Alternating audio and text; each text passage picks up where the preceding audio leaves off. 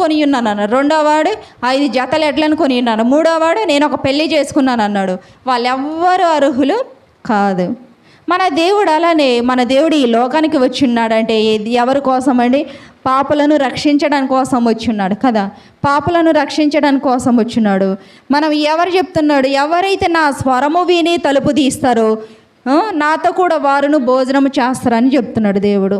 మరి దేవుని స్వరం మనం వింటున్నామా లేదా? దేవుని స్వరము వింటున్నామా లేదా? దేవుని స్వరం ఎప్పుడైతే విని తలుపు తీస్తామో అతనితో కూడా మనం కలిసి భోజనము చేస్తాం కదా.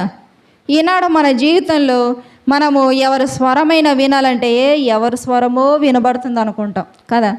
కాబట్టి దేవుడు ఏ టైంలో ఎలా వచ్చి తలుపు తీస్తానో నాకు తెలియదు.